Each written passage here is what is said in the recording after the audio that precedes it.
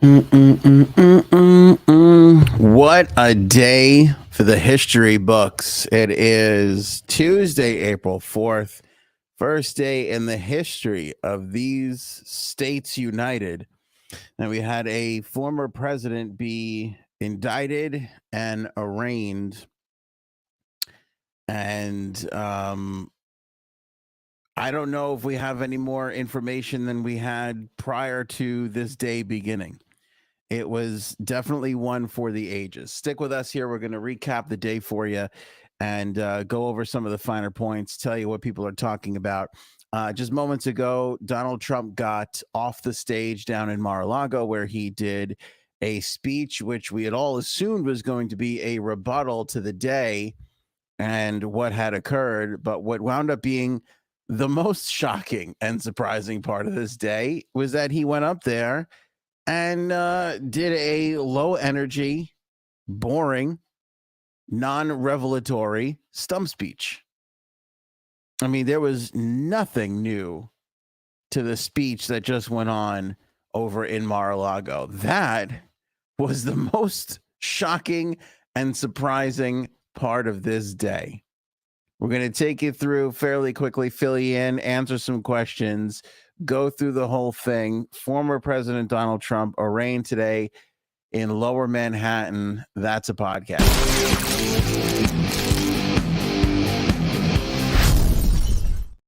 Again, so today started much like yesterday, where very OJ Simpson-esque, where we're going to follow every last movement of the former president. We watched him on Monday go from West Palm Beach to Trump Tower, followed him the entire way. And then this morning, it was much of the same.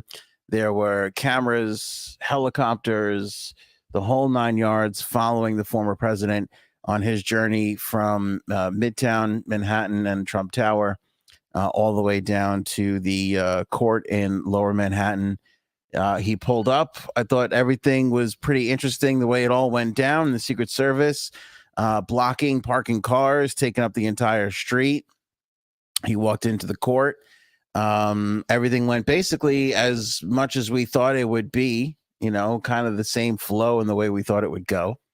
The only thing different was the amount of time it took. We thought he'd be, he arrived a few minutes before 2:15, which he was expected. I don't believe he entered the court till a little bit after 2:15. There was a little bit more time where he had to confer with his lawyers. Again, that was the first time that they unsealed this indictment. And, then he eventually walked into the courtroom. Having seen it all live today and following along with it all live, he looked pissed. He looked pissed and unhappy. He didn't have much smiles on his face. He did give a couple of waves to the crowd, went into the courtroom. No cameras allowed in the court. That was an order for the judge, but they did allow some still shots. So you can see some of those out there on the internet. Stephen Hirsch did a killer job from the New York Post, was the first one to get those great shots of Trump in the courtroom and get them up onto the world. And those are the first couple of images I saw. And they're still basically the ones that are circulating right now. A couple of interesting moments in the courtroom where he looked directly into the camera of Stephen Hirsch and kind of had that, like, I see you moment, which was a little surprising, I guess.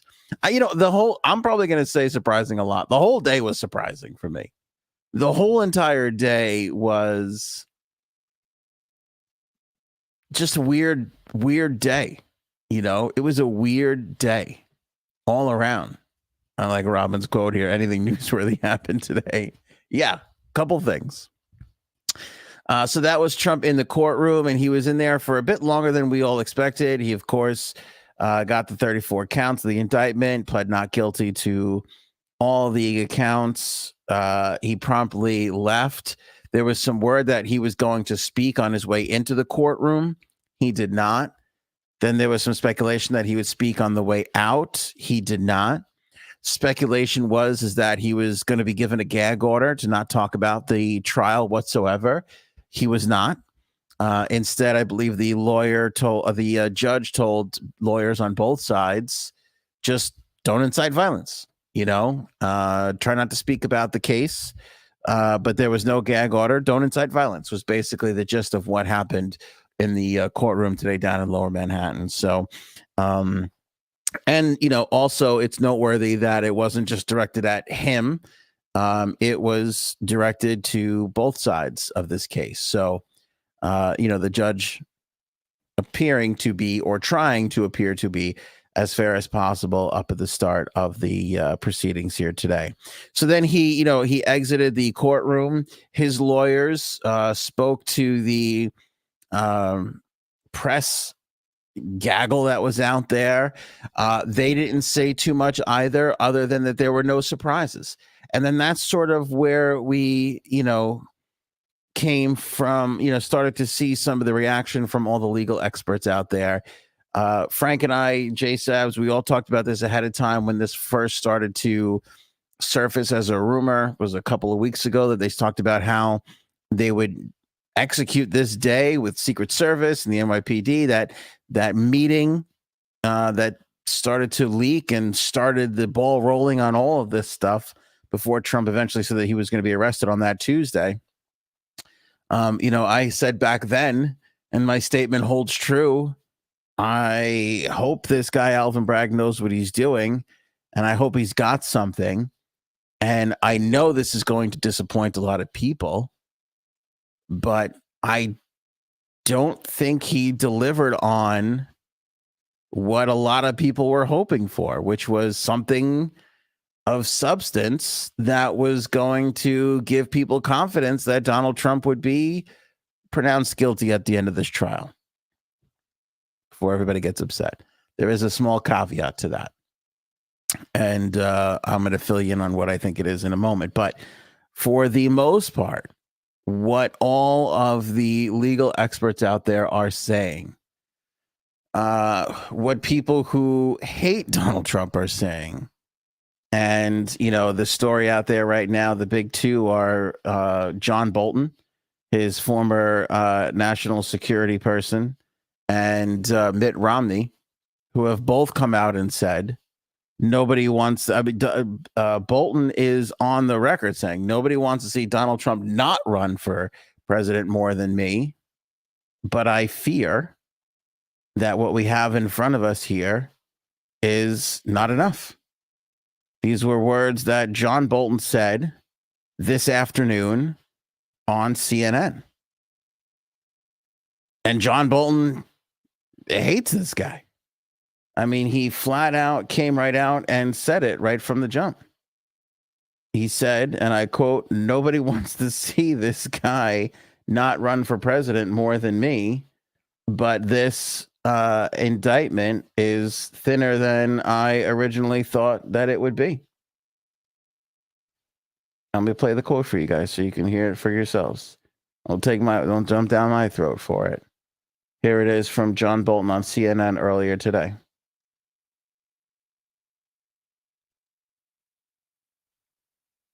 Come on, Bobby. One, big picture, what do you think of the indictment? Well, speaking as someone who very strongly does not want Donald Trump to get the Republican presidential nomination, I'm extraordinarily distressed by this document. I think this is even weaker than I feared it would be.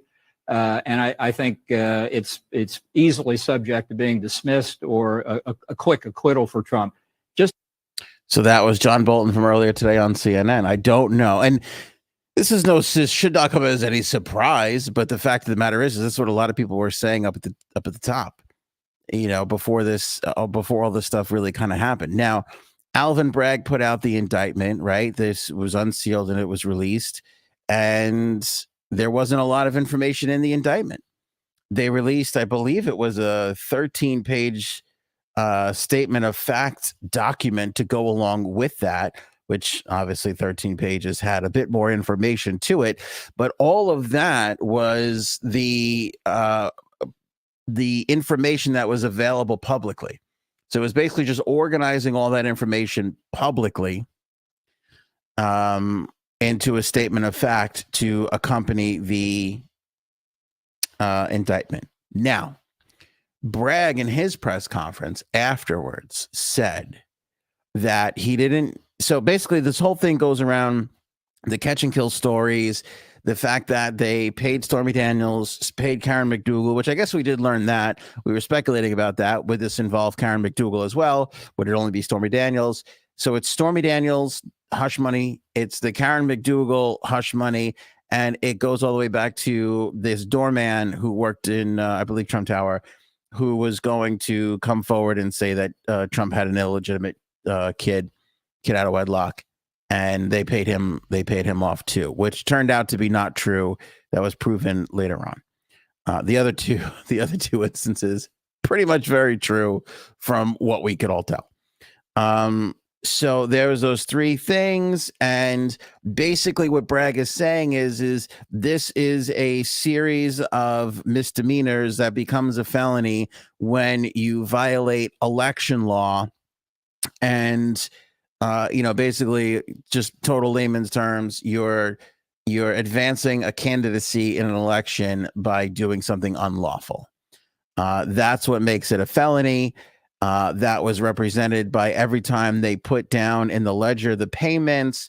That's 34 times, hence 34 counts of the indictment. So that's basically how we got there. Now, what Bolton is saying, and what a lot of people are saying, is the reason why this case is so paper thin is because if that's the course of action that they're choosing, you have to prove beyond a reasonable doubt that this payment went down to get him into the White House. The problem with that is, as Bolton points out in his argument, is that the defense, Donald Trump's defense, all they have to do is say, well, yeah, he did these things, but he didn't do it to, advance himself in the White House. He did it to protect himself from his wife, just per se, as an example. All you have to do is plant that reasonable doubt in a jury's head, and he walks from this. Which is why everybody said this was so paper thin from the beginning. Now, Bragg in his press conference was saying, I didn't put the law that he broke, the election law that he broke, because the law doesn't require me to put that in there. Okay, fine. But at some point, you're going to have to produce that. Now, Bolton and a few other legal experts all failed to pinpoint whatever the law that Bragg is talking about is. And I find that pretty interesting because the amount of lawyers you have out there, do you know how many laws there are on the books? There's an awful lot. I mean, I'm sure somebody's going to figure it out and find it over the course of the next couple of days. But as of right now, nobody is clear on exactly what the hell he's talking about. Now, Bolton is saying that the federal law is going to supersede the state law as far as elections go. And that, I think, is going to be up for debate because as far as I know, state laws always supersede federal laws. Now, election law, different. But again, it seems like we've gotten ourselves into this weird, bizarre gray area of arguments. And what it's going to come down to is, can you convince a jury that he did this with the idea that he was going to propel himself into the White House? That's what it's going to come down to. They've obviously convinced a grand jury to provide the charges for indictment. So that's one thing that they've been able to do. But can they get a conviction in a jury trial? That is what remains to be seen. Now, going back to this, I know I'm kind of skipping around here, but going back to this, what Bragg said, because they asked him, hey, why now? Why did you do this now? And Bragg's statement at his press conference was, because I felt that we had done our investigation. We had been as rigorous as we possibly could. And when a case comes down to it's ready to be tried, that's when I bring the case forward, is what his answer was. He also said that he has evidence, witnesses, etc., that the prior DAs and all the other people who passed on this did not have. And that, I feel, is being kind of swept under the rug. And that's what I said in the beginning. What else does this guy have? We thought the indictment would shed some light on that. It absolutely did not. But he says, according to him, And he doesn't have to present every last fact that he has. That's what that's what a trial is. That's when you present the facts. He's saying that there has been some new witnesses, evidence that has come to light during his time as DA, and that is why he felt now was the time to bring the case. Okay, who do you believe? Well, honestly, who the hell? I mean, you can't. How do you know? Bragg thinks he has it. A lot of legal experts believe there's a lot of holes in this argument. Legal experts who hate Donald Trump and do not want to see him get into the White House. And by the way, this is what everybody's been afraid of. They've all been afraid of him beating this and it lighting the fire to getting the Republican nomination and then eventually landing himself back in the White House. That's why I said at the beginning, and I stand by it today, this fucking Bragg better know what he's doing if he's going to do this. And now don't get discouraged. If you want to see this guy go to jail, you can, hope against hope. But by most accounts, from what I'm seeing across the board, there's a lot of holes here. And it's a paper thin indictment, meaning there's a lot of opportunity to present reasonable doubt on the defense's behalf to get Donald Trump off. They're going to try and go for a dismissal. They're going to try and make a lot of motions. And even if it does go to trial, they believe he'll be, I shouldn't say they, a lot of legal experts, a lot of lawyers believe he'll get acquitted. This is something that can be beat. Now, what is also interesting is today is April 4th, right? The next opportunity for them to even present a motion in this case is December 4th. That is pretty crazy that we are 8 months away from the next opportunity to do anything in this case. So if the Trump team wants to file a motion for dismissal, they couldn't do it today. They cannot do it tomorrow. They have to wait 8 months before they can do that. That's pretty crazy. So for all the people that are screaming and yelling about how this is a political witch hunt, 8 months is a considerably long time. And listen, I know trials take a long time. They do. But 8 months until you meet again, even to hear motions in a case, it's kind of a long time. It's kind of a long time. And that puts him right back into the fire of, he's only a few short weeks away, months away from having to deal in the Republican primary, So this is going to be a factor in the Republican primary. Look, is there a political element to this? Yeah, there is. There really is. It's undeniable. For all the conservatives and the Republicans and Congress and all these people that are screaming that this is a political witch hunt, you'd be crazy not to realize that there's politics involved with this. And for all the liberals and the Democrats who are screaming, but he did something wrong. He broke the law. Yeah, you're not wrong either. You're really not wrong either. He did something. There was hush money. He did something that probably, helped him get into the White House. Now, listen, there was grab him by the pussy. There was this, there was that. There was a lot of things swirling around, that women accusing him of sexual misconduct. There was a lot. Things got crazy in those last couple of weeks heading into the 2016 election. So would this have made that much of a difference? I don't know. I really don't know. What's crazy to me now is we're talking about this and we're talking about the fact that this guy could be in jail and people could still vote for him. That seems absolutely bizarre to me. It feels like we've gotten so much worse than where we were in 2016. In 2016, if a candidate said, I just grabbed woman by the pussy, they would have been so far out of that election so fast. But we changed as a society then, and we've continued to go down that path of changing and not so much caring about the morality of our leaders, which seems nuts to me. But I agreed to live in this country and pay the taxes, so I got to go along with what everybody's doing, right? Not go along, but recognize that I'm a part of it, and that's what everybody's doing. Okay, so that's that. Would it have made a difference back then? I don't know. I'm not entirely sure. And obviously, it's a hypothetical question that nobody can answer at this point. Nobody can honestly say, what it is. But the fact of the matter is you have to win a trial here. There's a weird thing that happens to us where we get in this bizarre competition. It's a witch hunt.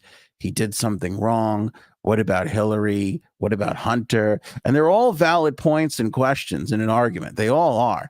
But brass tacks, when it comes down to it, is you have charges, you have a jury, you have the prosecution's case, you have the defendant's case, and you have, jurors decide what's what. And at the end of the day, that's what you have to focus on. And by everything we see here, again, unless Bragg has something amazing up his sleeve, it looks like Trump can walk away from this. Now, maybe he has, I don't know, a video, an email, something from Trump's mouth that says exactly that proves Albert Bragg's case. Maybe that's there. I just don't know. But it doesn't feel like it's there, right? Like if Bragg really kind of knew he had it in the bag, I feel like we would be getting there a bit sooner. Feels like he would have put out a bit more information, but I don't know if he did. Like, I don't, having done my research on Bragg the last couple of days, he doesn't seem like an idiot. He doesn't seem like a dope. He seems like a prosecutor that is going to take his time and build a case and do the best as he possibly can. But at the same time, I mean, there really are not a lot of people, even people rooting for Trump not to win, that are on Alvin Bragg's side. And maybe that's because they don't know what Bragg knows. But listen, and I'm no legal expert. I am a gambling expert, though. And if I'm putting money on this right now, today, I'm not betting on Alvin Bragg. Not today. Not until I find out more of what he has going on. Because it doesn't really feel like he's in a position to win. Now, I will say, when I saw that press conference, I and he was like, why now? Okay, I'll tell you why. We felt like the evidence, it was all here. Now was the time to bring it to a grand jury. There had been, evidence and information that had come to light that wasn't here for the previous DAs. Okay, you can get a little excited about that. But I don't know if this is what everybody who wants to see Trump go down was hoping for. I think we were hoping for a bit more information. I think we were hoping for a bit more information on this. And so here's the other part of it here. Let's go over to Paul's comments here. Paul, Ant, you said Trump would never be indicted. Yeah, what I meant, what I still mean to this day is if you're going to, and this is where I think a lot of people's disappointment comes from. If you are going to take the big step of indicting a former president for the first time in the over 200 some odd year history of this country, right?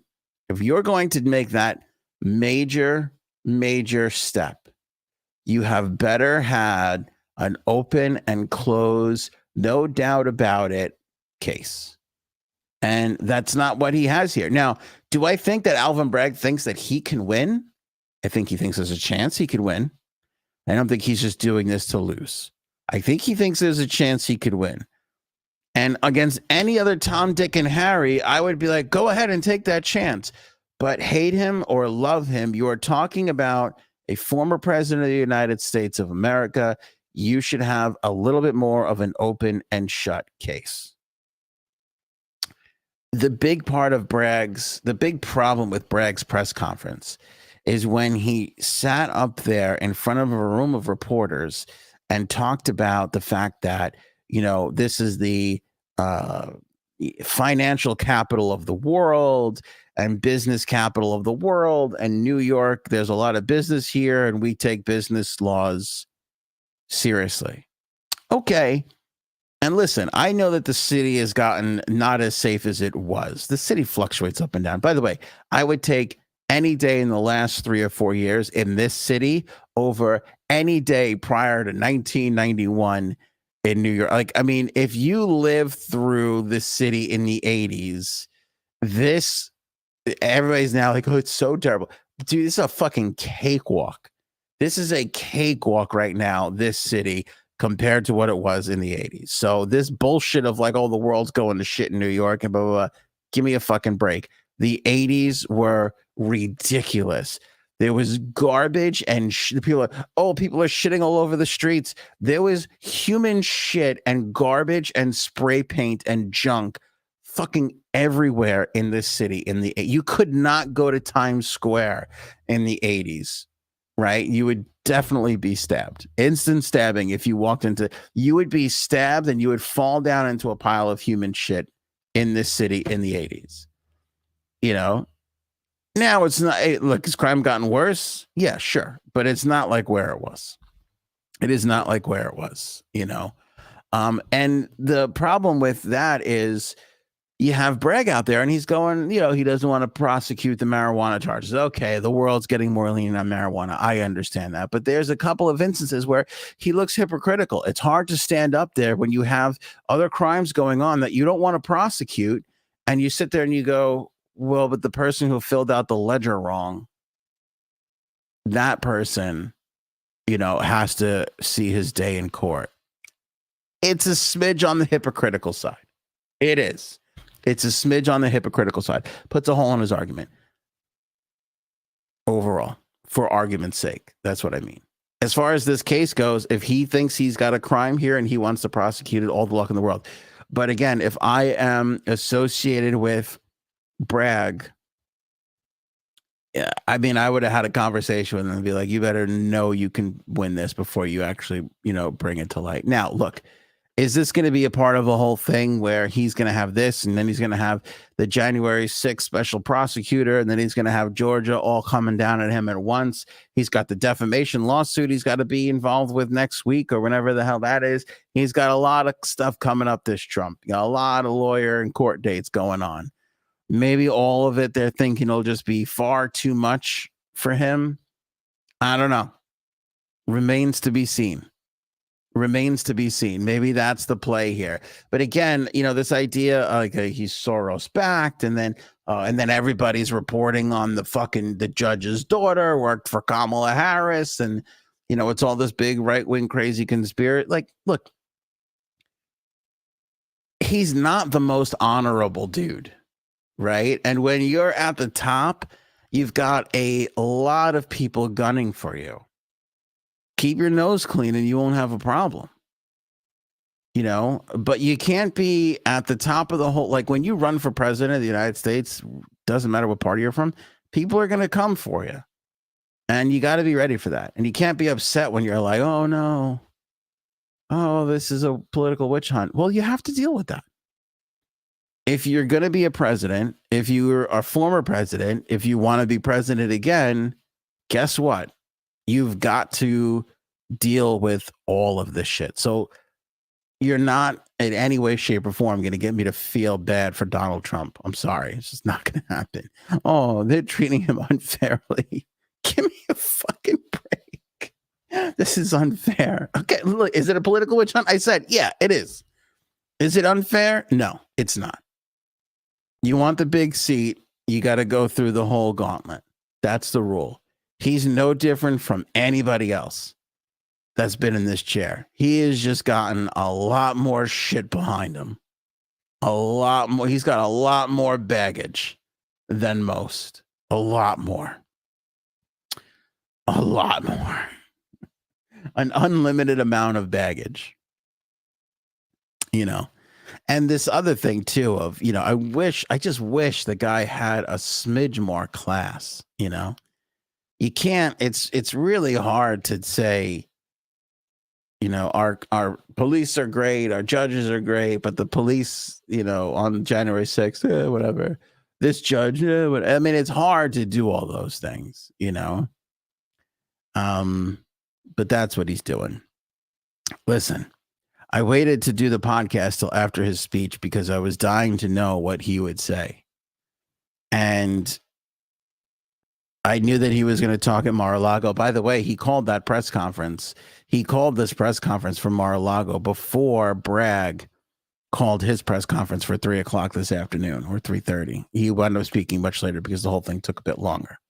But that's what it all comes down to, is controlling the narrative, right? So Bragg spoke first and Trump had to leave, get back on a plane, come to West Palm Beach. He shows up at Mar-a-Lago. I am stunned to see this man. He looked tired. He had next to no energy. And he did something that he very rarely does as Donald Trump. He very rarely does this. He read his entire speech. He had those two glass panes that you read speeches off of. He was very low energy. Now, again, he was inside, not outside, so that makes a difference. He's in a ballroom instead of an open air place, which he tends to be at these rallies that he does all the time and never stopped doing for some reason. Very low energy, stuck to his speech. You can tell when he starts to ad lib, which he did a little, but for the most part, he read what was on that teleprompter and did not stray from it. That is not the man I thought we would see tonight. It is really not the man. And for as much as I will say that he's most likely going to beat this and walk away from this, there was something to him tonight that I couldn't help but thinking, he looked worried to me. He looked worried to me. I mean, you could love this guy all you want, but you can't lie to yourself or me and act like this guy didn't look tired. You weren't a little surprised that he stuck to the speech. He talked about this case and the other cases, but he really didn't go into a ton of detail. He really listened to the judge when he's, again, didn't put the gag order on, but he said, don't incite any violence. He really stuck to that. He really didn't get too crazy. And I thought he was, because when he got back on the plane, he jumped right to Truth Social and started doing his typical thing. He started tweeting on Truth Social and, talking about how everything was unfair. And here, let me read you the thing that he said. Alvin Bragg shut down New York City, brought in 38,000 NYPD officers, and will spend an estimated $200 million of NYC funds for a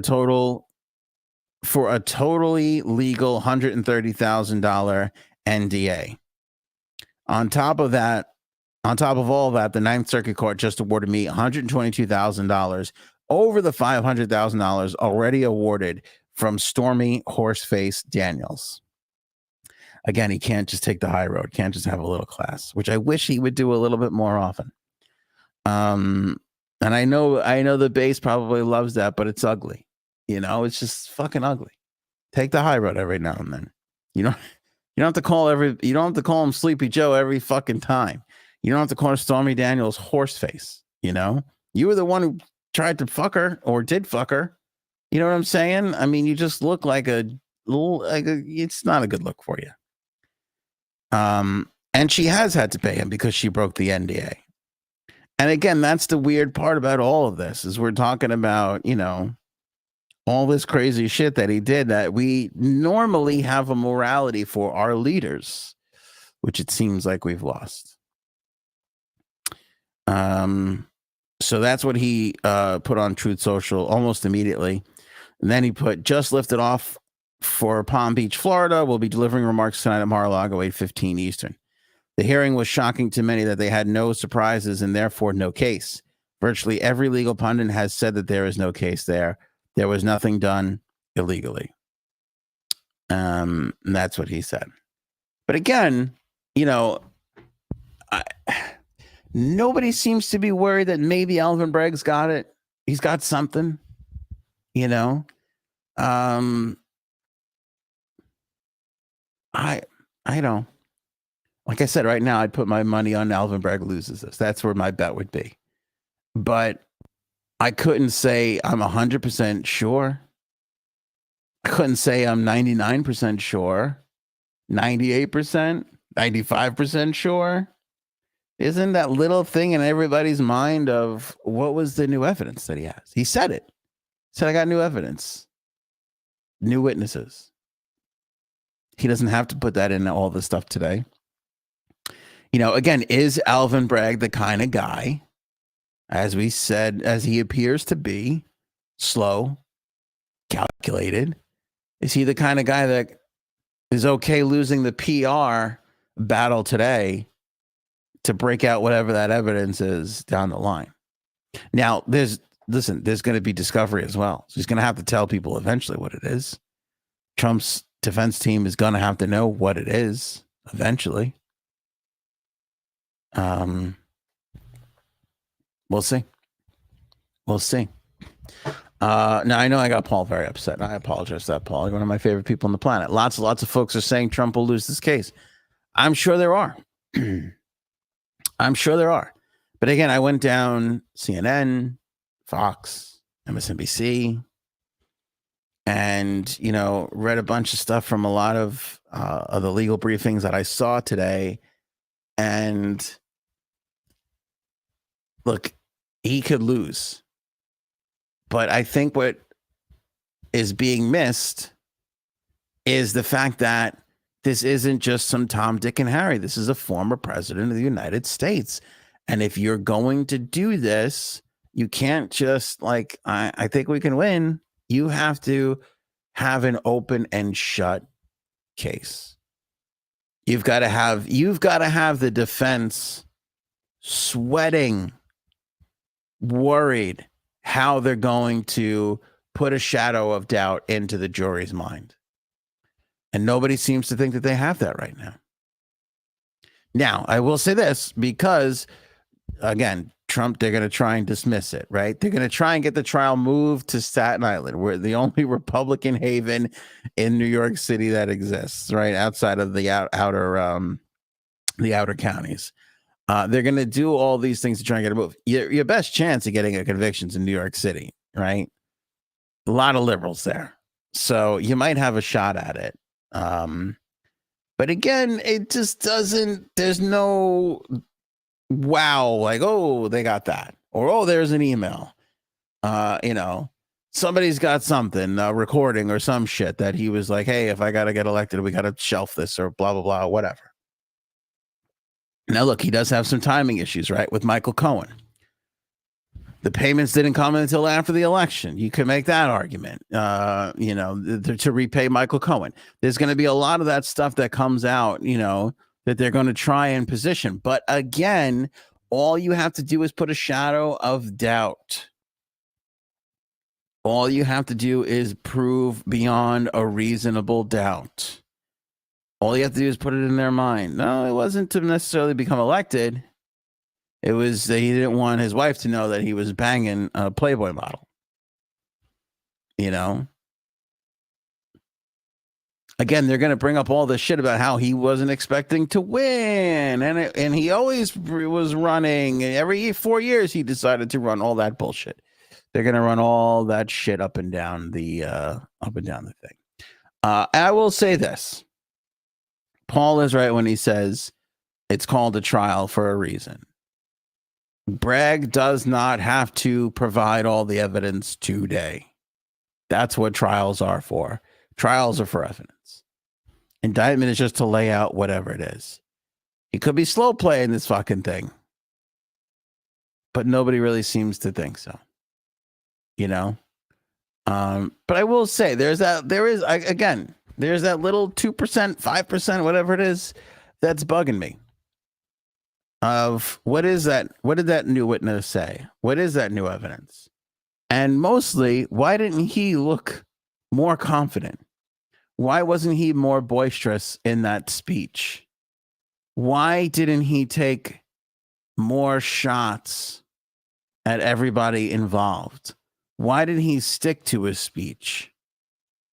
There looks like there's something bugging that guy. He did not, to me, appear to be the I'm going to burn this fucking place down because I'm Donald Trump guy that he typically is, as he typically portrays himself as. Just didn't seem to be that way in that speech. And I know for all the Trump lovers out there, I know you feel the same way too. You had to watch that and go, why is he so reserved? Why isn't he more boisterous? Why isn't he calling more people? That was a fucking stump speech. He ran through that was the greatest hits collection. Crooked Hillary, Sleepy Joe, the economy stinks, all the stuff is failing, we live in a third world country now. We have all heard that before. All of it. You know, I tuned in going, what kind of fire blazing speech is he going to lay down that is going to ignite his base to open up their fucking wallets again and give him more money? I don't know how much he made off it tonight, but it was not what I was expecting. It was not anywhere near what I was expecting. A couple of other small points here. Marjorie Taylor Greene showing up. What a fucking idiot. I mean, if Trump wants to be anywhere near impressive, he would tell this dirtbag to just stay the fuck away from him because it ain't helping. She shows up in New York. She got screamed at, hassled out of the way, right? People were all over her. And the biggest laugh of all time is this George Santos who fucking shows up. Nobody wants this asshole around. And he literally got pissy. And he told the reporter, they were like, where are you going? He goes, I'm leaving. And they were like, why? He's like, because of you people ruined it. This fucking guy. Nobody fucking, they're like, why'd you even come? He's like, well, Trump asked for support. Motherfucker, he wasn't talking to you. He definitely wasn't talking to you. Nobody wants you around, guy. Nobody wants you around. And this ass bag is walking around like, you know, I came here for fucking support. Nobody asked you. Nobody asked you. Here's Santos walking away. I'm doing nothing. I'm leaving. Are you coming back at all later today? No, because you guys make it unbearable for me. Why are you here then? I came to support the president, but You guys make it unbearable. I'm going home. They're like, well, why are you here? I came to support the president. He does not want you. You're probably the only person he does not want. That motherfucker will accept Hillary Clinton's support first before he accepts your support. You fucking crazy douchebag. Fucking Santos is a black hole. You know? It is fucking crazy. Glenn B. was funnier when the left tried crushing the CNN reporter on MTG. Oh, you be talking about Leslie Stahl? Yeah. No, Marjorie Taylor Greene. Look, you know, here's the thing. It ain't about you. And it ain't about your support. This idea of like, I got to go there and support the president. Stay the fuck home. No, you don't. You know, you don't need to be out there. You support the president with a tweet from your home. You know, Donald Trump he don't fucking see you. Nobody was allowed anywhere near anything. What are you doing standing there other than trying to raise your own profile? You know, which is clearly what Marjorie Taylor Greene did, and clearly what this Santos douchebag tried to do here to support the president. You're an embarrassment. The guy, Donald Trump, considers you a fucking embarrassment. You are too toxic to be around Donald Trump. Open your eyes, asshole. What are you doing? Fucking showing up mad at the media. You guys ruined everything. I'm going home. What? What? You delusional asshole. What is wrong with you? That fucking guy who's also kind of douchey looking, who asked all the funny questions to the crazy Trump people, he was there. He got a hold of Santos. I don't know what his name is. I know he was on the Daily Show for a little while, maybe, or he was on some other fucking thing. I don't know. He's always on He's always on making fun of the crazies. I do enjoy his stuff sometimes, but sometimes he comes off a little douchey. But he was the one who kind of laid into Santos first, which I thought was pretty hilarious. I really thought that was pretty hilarious. My mind confuses, even though they're completely on the other side of the spectrum, Santos and Soros. I think George Santos and George Soros. Every time I do, it was like back in the day where I used to confuse Barack Obama and Osama bin Laden. My brain, those two, Obama and Osama. You change one letter, it's not enough for this slow brain. It's not enough for this slow brain to handle. I'm having the same trouble with George Soros and George Santos. It's a little too difficult for me. It's too fucking close. Can't handle it. It's brain overload for your old pal Ant. Every time I say George Santos, I got to make sure I don't say George Soros. But yeah, I mean, these two guys showing up is just fucking silly. And then I watched the Trump speech at the end there, and who's walking around shaking hands afterwards but the fucking My Pillow guy. Again, what are you doing? You are of no value anymore. This guy fucking torpedoed his own country because he was more concerned with sucking Trump's dick than actually running his company. And then he wants people to feel bad acting like he's being attacked. Go fucking run your pillow company, guy. Nobody wants your fucking opinions and thoughts around. Remember how many times we sat here and we're like, oh, the pillow guy's got evidence. Let's see what he's got. And we look at a fucking PowerPoint presentation that looks like Michael Scott put it together. It's fucking ridiculous. You know, as serious as you want to take some of these things, we've entered into a world of absolute lunacy. All right, Christina's pointed out one of the funnier moments for today where a cop walks in. So the courtroom, you know, in Manhattan, I don't even know how many, 30 stories, whatever the building is, but Trump's on the 15th floor, right? So he's in one area and he's got to go to another area. The press was allowed to put one camera from CBS in that hallway. So all we have was this one view. He had to walk out one set of doors and go into the courtroom in another set of doors. So he's coming out of the set of doors and two cops walk in first and Trump's behind the second cop, courtroom cop. That guy doesn't hold the door open for Trump, literally lets the door close in his face. He had to like push the door open in his face. He did not look pleased with that. He did not look pleased with that. And again, it was one of those moments where it was a little bit of reality check for a guy. You know, when you're the president of the United States, you don't fucking open doors. You don't carry a wallet with you. You don't drive. Like, there's a lot of things you don't do as the president of the United States. That motherfucker hadn't opened a door in 5 years now. Because I don't think he opens many doors down in Mar-a-Lago with the Secret Service always walking around him down there. You know, he's literally pretending to still be president down there. He turned his whole office into the Oval Office. He redecorated the thing to make it look like the guy fucking is a little short on the old deckaroo. But you know, he never had to open a fucking door. This cop walks in like, open your own goddamn door. Now I don't know if that cop was a liberal or what I think he was, which is a true New Yorker, which is like, I don't give a fuck who you are. You can open up your own fucking door. I'm walking in here. I'm standing where I'm supposed to stand.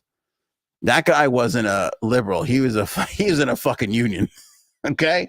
He was in a police union. So that motherfucker, he's not going to be friendly for nobody. He's going to stand where he's going to stand because that's his job and no more.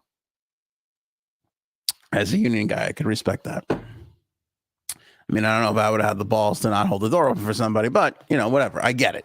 A lot of people do a lot of things I wouldn't do. That was a funny moment. Yeah, that was quite the moment. The look on his face was like, you got to be shitting me. I'm holding open my own door now. You could tell he was pissed about that. He looked pissed all day.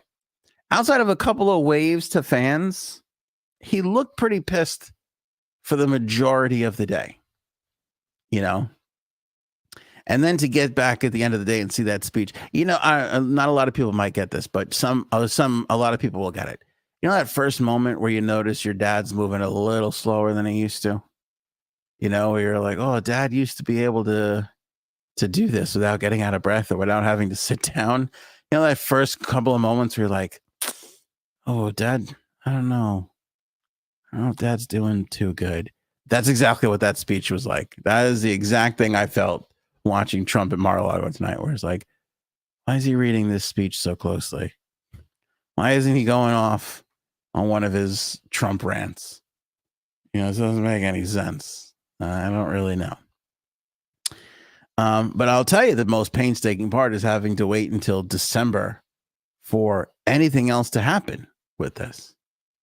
Like, that's it. We're just waiting. That's it. December. Next chance for anything else to happen in this case is December. That is it. So it'll be an early Christmas for a lot of our liberal friends out there. By the way, I will credit this as being a funny line. People were calling today Arrestmas. That's pretty good. As somebody who loves wordplay, I am upset that I didn't come up with Arrestmas. And it did not take off the way I thought it would. When I saw it on Twitter earlier, I was like, oh, that's going to be trending. Nothing. I thought Arrestmas was pretty good because it was like Christmas for a lot of our liberal friends. But again, I mean, I'd love to hear from Paul. I would love to hear from people that are rooting for Trump to go down. Don't be afraid. Proud. You're not a little disappointed? You weren't a little like, oh, shit. That Bragg didn't be like, well, because of this testimony or, you know, because of this particular thing. I mean, I understand maybe the slow play, but something, you know, something. Bragg didn't have to name the law in the indictment, but the fact that no other legal expert has been able to be like, this is the law that he's talking about, everybody. This is the one this is the only one it could be. The fact that nobody else has been able to pinpoint what that election law is, that doesn't worry you a little bit, because that's got to make you feel a little like, oh shit, I don't think he has it. I don't think he has it. Right? Because that's what it is. It's a poker hand at the end of the day. You holding those pocket aces or are you not? You got trips or not? Did you hit it on the river or not? You know? And right now, if I'm playing Alvin Bragg in a poker hand, I'm fucking going all in. I'm fucking going all in because I just don't think he has it. You know? I just don't think he has it.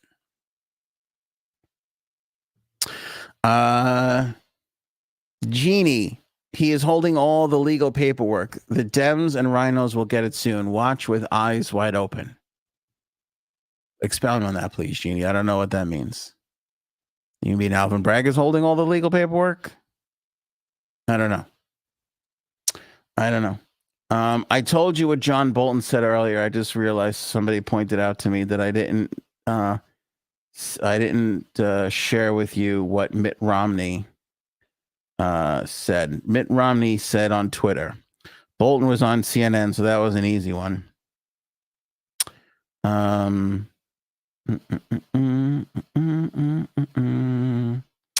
Mitt Romney 5 hours ago released a statement. He says, and I quote, "I believe President Trump's character and conduct make him unfit for office." Not made, make. "I believe President Trump's character and conduct make him unfit for office. Even so, I believe the New York prosecutor has stretched to reach felony criminal charges in order to fit a political agenda. No one is above the law, not even former presidents, but everyone is entitled to equal treatment under the law. The prosecutor's overreach sets a dangerous precedent for criminalizing political opponents and damages the public's faith in our justice system. The charges and evidence will be duly considered and the outcome decided by a jury with an obligation to fulfill its responsibility with the utmost care and impartiality.